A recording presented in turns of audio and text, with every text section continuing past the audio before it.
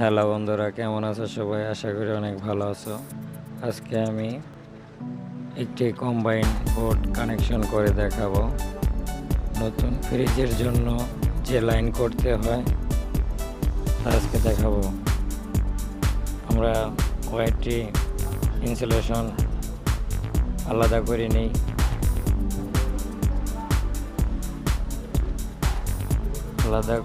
এবং কি ফ্রিজে ফুল লাইন দেওয়া পর্যন্ত আপনাদের দেখাবো।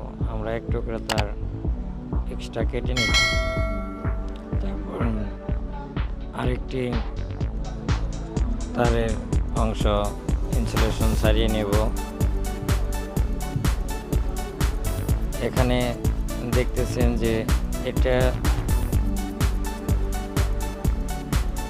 হলো সুইচের এক টার্মিনাল, আর সকেটের এক টার্মিনাল। সকেটের এল সাইড, এল মানে লাইন। আমরা সকেটের এলে কানেকশন করলাম, আরেক অংশ সুইচের এক টার্মিনালে কানেকশন করলাম।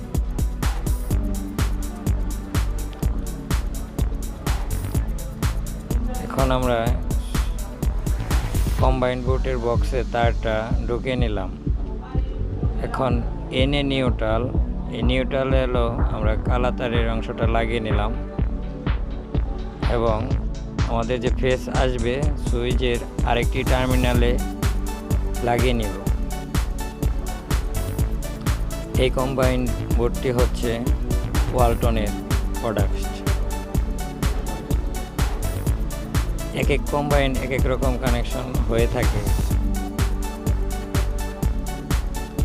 আমরা বোর্ডের তলাটি আগে লাগিয়ে রাখছি। এখন আমরা স্ক্রুপটি লাগাবো।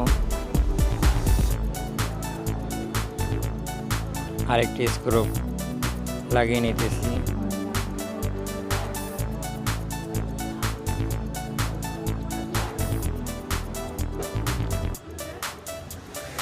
ভিডিওটি সম্পূর্ণ দেখতে থাকুন। আমরা এরপরে এটাই লাইন আসার জন্য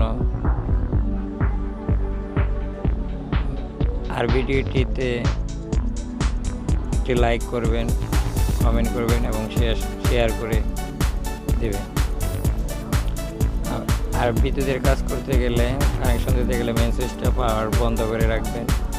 আমরা এখন নিউট্রালের কানেকশনটা করে নিলাম এবং ভালো করে চেপ পেঁচিয়ে নিলাম, এবং সার্কিট ব্রেকারের আউটলাইনে আমরা ফেসের তারটা কানেক্ট করব। তারটা ভালো করে মুড়িয়ে দিব এবং সার্কিট ব্রেকারের আউটলাইনে ভালো করে আটকে দিলাম, এবং কি সার্কিট ব্রেকারটি পুনরায় বক্সে স্থাপন করে নিলাম।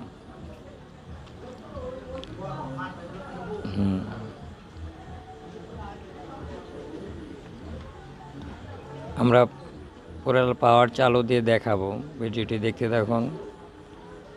আমরা স্টিপলারে ফ্রিজের পাওয়ার কেবলটি লাগিয়ে নিলাম, এবং স্টিপলারের পাওয়ার কেবলটি কম্বাইন্ড সকেটে লাগিয়ে নিলাম। আমরা এখন সুইচ কম্বাইন্ড সকেটের সুইচ অন করলাম এবং স্টিপলারের সুইচ অন করে নিলাম। কিছুক্ষণের পরেই আমাদের স্টেবিলাইজারে বোল্ট আউট হবে, এসি আউট হবে।